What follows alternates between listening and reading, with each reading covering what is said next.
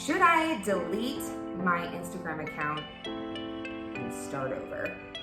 That is a question I have asked myself. I know there's so many of you asking this question as well, wondering if this would be a smart move. We're heading into a new year. We want to be intentional, and sometimes it makes sense just to start from scratch.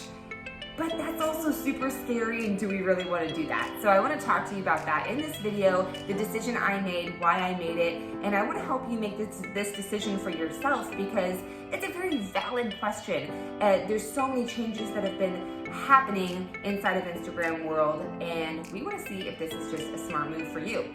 So stick around and let's have this conversation. And if you're new to this channel, Jen Johnson here, high performance Christian business coach. On this channel, we talk all things online business development, leadership, how to elevate you so that you can go out there and impact your dream clients as a coach, consultant, or course creator. So be sure to subscribe if you haven't already, and let's dive in. So let me first just give you a little backstory because you'll probably relate to this as well because this is a very common tale inside of the Instagram world. So I started my Instagram account eons ago, back when I was in network marketing, affiliate marketing, doing all kinds of different things. And I decided to hire somebody to grow my Instagram account. Are you already with me or are you already with me? I decided that this would be the best way, the most leveraged way, the quickest way to go about gaining, working with an audience and connecting with a community. And my intentions were all there. And the person that I had hired to do this for me was very cool, very legit, seemed like the intention for them was very on point as well. And I'm sure it was, but the reality was months and months go by. I grow this account to about 12,000 followers and it's just not going anywhere. I start looking at who is following me. It's not my target audience. I delete about half of the followers, end up with about 5,300 followers from that point, and I'm still noticing that it's just stagnant. It's like not budging. Can you relate to this? Comment below if this is like something you're experiencing right now. So a few years go by of just no growth. And I'm not the type of person that's like, oh, I need, to be viral and 150,000 followers in 3 months or whatever. But I do believe in seeing progressive growth, whether that's 100 new followers a month, 1,000 new followers a month. I'm not attached. I'm never results-based attached. My dog's being a little psycho right now. You good? But something's working when you're seeing this progressive growth, right? So I decided recently just to start doing some research, start digging. I saw a lot of this topic coming up on different Instagram posts. I got into some of those feeds, was having conversations with some people, and even with people who have really big accounts, over 100,000 followers, who I was just talking with, and they were telling me how they started over. It was the best thing ever. Dear friends of mine who are peers in the industry who had started over. So if you're in this place right now, you're not alone. And I just really want to share my journey with you too, because I'm right there with you. When you're first starting out building an online business, you're figuring things out, and you're going to make some wrong turns. You're going to hire someone and they're going to, build up your account with a bunch of bots, and things are going to happen, right? So don't beat yourself up during this process. And just understand where you are energetically with how Instagram feels for you right now. I love Instagram, but I wasn't having fun because I felt like I was just talking to not my community. I was talking to people that what I do and who I serve and how I support, it wasn't really hitting them. Now keep in mind, we have reels now, we have all kinds of other things now, and the reach is amazing. You might be experiencing incredible reach when it comes to reels and doing videos and all of that stuff, but you're still seeing stagnancy when it comes to the growth of your actual account. So after doing some research, having some conversations, and even doing some real soul searching on what would energetically excite me moving forward with Instagram, because ultimately, this should not be a should conversation or a should question. Whenever you're asking yourself, should you do something, You're looking for outside permission, opinion. Yes, you want to do some research, but you also want to go within yourself and really understand and dissect what would energetically light you up, what would make the most sense for you. You're the one that knows the answers to these questions, okay? You're the one that knows if this would be a smart move for you or not. So I just want to encourage you to trust yourself that whatever decision you make about this, it's the right decision for you, and you get to move forward with confidence, knowing that whatever you choose is going to be perfect and it's going to move you forward. I digress. The pros and cons I went through, I did that soul searching. I decided it was time for me to start a brand new account. Now, immediately when I decided this, my ego was screaming at me because my ego loves to be seen, loves to be heard. I think we all have that ego. We want to be in front of a lot of people and we want to be serving and impacting. That's why we're here. And so it freaked my ego out a little bit to think I would be starting from scratch. And then it went into all these what if questions. Well, what if I'm not able to grow it as big as I think I can? Or what if, I still end up with the wrong following? And what if, like, all of these things are going to start swirling around in your head. Okay, I want you to know you're not alone. This is totally normal. But the key is to talk back to that voice. Because again, you want to go to the real authentic you, not the ego. You got to start to learn to hear the difference between the two, okay? And when you really get in with yourself and identify what your intention is for the platform. So for me, my intention is to create connection and community and really know who's connected to me, who's following me, who are they, what are they about, how can I serve them, are they someone I could collaborate with, is this someone that could support me in some way? So that's my intention. I never have this, again, results-based, I gotta get somewhere, I gotta go viral, I gotta have 100,000 followers. Sure, all that's awesome. But what happens when you do that is you get insanely frustrated with your results when that's not happening. So you want to create something above and beyond that as a goal. You want to create an action-based goal, an intention-based goal, and say, hey, my intention for doing this is so that I can truly connect, so I can truly learn who my dream clients are or who I could collaborate with in my circle of industry or niche. Like, what is that intention for you? That's one thing you want to ask yourself when you're making this decision. Why are you looking to do this?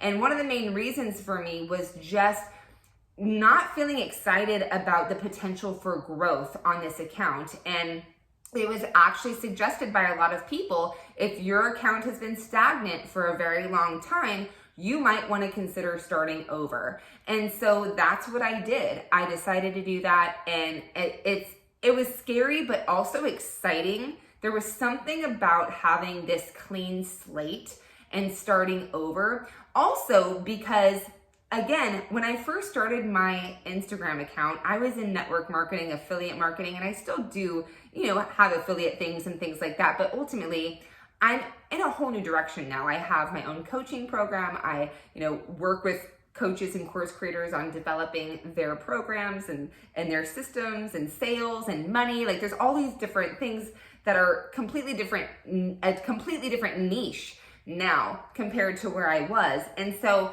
to be able to start fresh and start with where I'm at in my journey right now and really just attract those people and be able to have real conversations with real humans. Now, here's another thing that I'm doing when it comes to even building up a new following. I'm very aware of who's following me. And that's also, I believe, an important piece that you're gonna wanna pay attention to as you're building up this new following. What's really cool is that it's organic. And so it's gonna be really easy to make connections with people initially and engage with these people right away and learn who they are. And as your account is organically growing, you're really learning who your community is and you're starting to connect with them. But here's the other thing. I don't let every single person who follows me follow me, because we all know what that does, right? If someone follows me that it has nothing to do with, we wouldn't collaborate, we wouldn't, they couldn't really serve me in any way, or I couldn't support them in any way, then there's no point in us, connecting. You got to remember why you're on Instagram. If you're using Instagram to grow a business, you want to keep it that way. And you want to make sure, you don't just have people coming onto your account just for the sake of following, and then they're never engaging, never interacting, because then you're going to end up right back in that same boat where you have all these followers and no one's interacting. Now, I understand if you really start to get momentum and you're starting to get all kinds of followers at a rapid pace, it might be challenging to really, weed out, the people that are not actually a fit for your account. But it is something that you could do from time to time to go in and see, are these people really relevant? Are they someone, again, what I always look at when I'm connecting with someone isn't just if I could support them in any way or they would be a dream client of mine, but I also look at, can we collaborate, or is there a way that they could support me? Because it's not just a one-way street. So when you keep that intention, just keep in mind as you're growing this new account that you might want to focus on removing people that follow you. And I have done that already. And I, just recently decided to announce that I have a new account that I'm growing. And I, within the first week, got about 50 followers, which is more followers than I've gotten on that old account in forever. So I was excited about that. Some of them were previous followers, but some of them weren't, which was really, really cool. And so that was an exciting thing, just to see movement, just to see progress. It's so worth it to me to just organically grow and be able to connect with real humans that you could impact, they could impact you, and it could just be this awesome community. Now, what I did initially to do this, like what's the process, right? Because you might be thinking, okay, what's the best way to transition from one account to the other? So I still have my old account, and this week, it was kind of interesting because when I decided to do this, I was in the middle of a launch. I was doing a 5-day challenge and launching into my Profit Performance Mastery program. So I didn't want to start this new account with a bunch of promotion. Like, I wanted to make sure this new account just had some valuable information, really gave a sense of what this account was going to be about and how I serve people. So I was still kind of operating off of both accounts for about a week or so. And even now I'm still operating off of both of these accounts, and I'll explain to you how. So I decided to start putting new content and actually repurposing old content that I just either revised or refreshed and fixed up or whatever. And I started adding that to my new account. And by the way, if you want to go check out my new account, it's jenjohnson.official on Instagram. So go follow me there. You can see those first initial posts that I did. I did a reel introducing myself. I still have other things to do, like putting up highlights and all of that kind of stuff. But I got my profile together, my bio, I got my picture on there, and then I just started adding pictures. Now, what I did do, because I didn't want it to be completely stagnant when I was adding these photos, because you don't want to start really promoting that account when there's not a ton of content on there. You want to have like 9 to 12 posts on there. But I did tell some people in my community about it so that they could go in and follow and start interacting and kind of warming up things a little bit. And then when I was ready, once my launch was over and all of that, this week actually, I on Monday made the announcement that I was moving to a new account. Now, the key to that though, it's almost like moving from a house. It's just not going to happen necessarily in one day, right? You're not going to just be out of the house. So there's a lot of different pieces. You got to like turn off the electricity, and you got to pack up your stuff, and then you got to, just make sure you maybe have to recarpet or repaint or whatever you're doing to be able to like transition. So give yourself some time to transition. And then as you've announced on your new account that, you've put new content and you have announced that you have a new Instagram account, you can start on your old account making content that lets people know that you're moving. I highly suggest you don't just make one post and be like, bye. You want to actually create multiple posts, because you got to remember not everybody's seeing it. And then you're going to want to actually manually go through and, your closest, friends or followers that you had on your old account, go in and follow them on your new account. That's gonna kind of let them know. You wanna email out to your community or your community groups that you're in and let people know you're gonna be posting this for at least a week or so to let people know, hey, I have this new account. And be okay with the fact that not everybody's gonna go over to your new account because they're not all a fit. So it's okay, and get excited about the new people that you're connecting with, that you're serving, and know that, I truly believe when you do this process, there's gonna be a lot of belief and doubt and things that fall away for you that you're gonna get excited about it. I'm more excited to show up on Instagram now. And the coolest thing that I've experienced with my new account, if you check out my reels on my new account, a couple of them were kind of like womp, but they were like the latest one and the very first one. But sometimes they take a little while to pick up too.